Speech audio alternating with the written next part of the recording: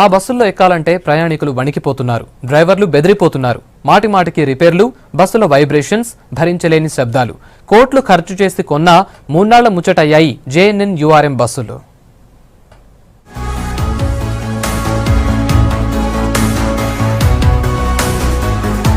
Jawaharlal Nehru national urban renewal mission కింద 2010-11లో 905 బస్సులను కొనుగోలు చేసింది ఆర్టీసీ. ఇతర రాష్ట్రాల్లో లాగే మన రాష్ట్రంలో రోడ్లు లేకపోవడంతో JNN-URM స్కీమ్ కింద కొన్న బస్సులు ఆరేళ్లకే వైబ్రేషన్స్ రావడం మొదలుపెట్టాయి. బస్సుల్లో ప్రయాణించేటప్పుడు భారీ శబ్దం వస్తోందని ప్రయాణికులు అంటున్నారు. అందరూ వైబ్రేషన్ అయ్యి పిల్లలు ఇక్కడ డేంజర్ ఉంటుంది, ఇవన్నీ వైబ్రేషన్ వస్తుంటాయి బండ్ల. అది గవర్నమెంట్ వాళ్ళు కంట్రోల్ చేసుకోవాలి. అది ఒక్కో బస్కు 25 లక్షలు ఖర్చు పెట్టి కొన్న మూన్నాళ్ల ముచ్చటైంది. ఆర్టీసీ తయారు చేసిన బస్సుల బాడీలు కనీసం 14 ఏళ్ల పాటు పనిచేస్తాయి. కానీ JNN-URM బస్సులతో వచ్చిన బాడీలు 6 ఏళ్లకే రిపేర్ కు వస్తున్నాయి. ఆర్టీసీ ఏ బస్సులు కొన్నా చాసిస్ మాత్రమే కొంటుంది.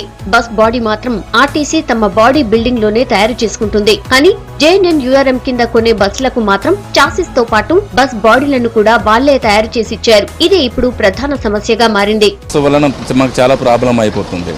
ఎందుకంటే సరిగా గేర్లు పడవు, క్లచ్లు సరిగా ఉండవు, చూస్తే పైన సరిగా మిర్రర్ సరిగా ఉండదు, మంచి ఇబ్బందిగా ఉండదు. బ్రేకులు పడితే ఇడిపోతూనే అంత దూరం పోయి బ్రేకులు పడుతుంది, మెయింటెనెన్స్ సరిగా చేస్తలేరు.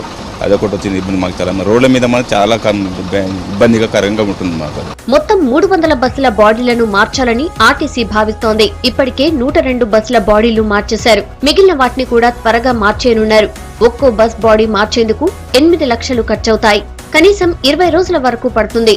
బస్సుల బాడీల మార్పుతో తిరిగి కొత్తవిలా కనిపిస్తాయంటున్నారు ఆర్టీసీ అధికారులు. 300 బస్సులకు దాదాపు 24 కోట్ల వరకు ఖర్చవుతాయి. మా డిపోలో ఉన్న సెమీ లో ఫ్లోర్ వెహికల్స్ ఇప్పటివరకు ఒక 10 బస్సులను మేము ఈ విధంగా కొత్త బస్సుగా కన్వర్ట్ చేయడం జరిగింది. ఇంకొక 15 బస్సులు కన్వర్ట్ చేయాల్సి ఉన్నాయి. ఈ ఫిబ్రవరి మార్చి లోపల ఈ 15 బస్సులు కూడా కన్వర్ట్ అయిపోయి ప్రజలకు అందుబాటులోకి వస్తాయి. ఒకసారి బాడీ చేంజ్ అయిన తర్వాత వెహికల్ చాలా అపియరెన్స్ బాగుంటుంది. తర్వాత దీనికి ఓన్లీ వెహికల్ బాడీ చేంజ్ చేయడం కాకుండా లోపల సీట్స్ అన్ని చేంజ్ చేస్తాము. ఈ బస్సులకు కిలోమీటర్కు 60 రూపాయలు ఖర్చు వస్తే రాబడి మాత్రం 35 రూపాయలు మించడం లేదంటున్నారు. ఏసీ బస్సులు లీటర్కు 3.5 కిలోమీటర్లు వస్తే నాన్ ఏసీ బస్సులు 5 కిలోమీటర్లు మైలేజ్ వస్తాయి. సాధారణ బస్సులతో పోలిస్తే కనీసం 1 నుంచి 1.5 కిలోమీటర్ యావరేజ్ తగ్గిపోతుందంటున్నారు డ్రైవర్స్. జన్నారం బస్సులు అయితే బ్రేక్ రోల్ ఉంటాయి, ఎక్కువ బ్రేక్ రోల్ ఉంటాయి. తర్వాత బాడీ కూడా అంతా షేక్ అవుతా ఉంటది. మైలేజ్ మాత్రం రాదు. అది ఎంత 3-3.5 అవి ఉంటే కింద ఏదైనా రోడ్డు కరెక్ట్ లేకపోతే తగులుతాయి, కింద బాడీ అంతా రాసుకుంటూ వస్తుంది. జన్నారం బస్సులు అయితే ఎట్లయినా కొంచెం ప్రాబ్లమే. జన్నారం బస్సులతో body vibration, balance, brake roll ఎక్కువ ఉంటుంది, బాడీ ప్రాబ్లం ఎక్కువ ఉంటుంది సార్. JNN-URM బస్సులకు మన రోడ్లు అనుకూలంగా లేకపోవడమే బస్సుల రిపేర్లకి కారణమంటున్నారు అధికారులు.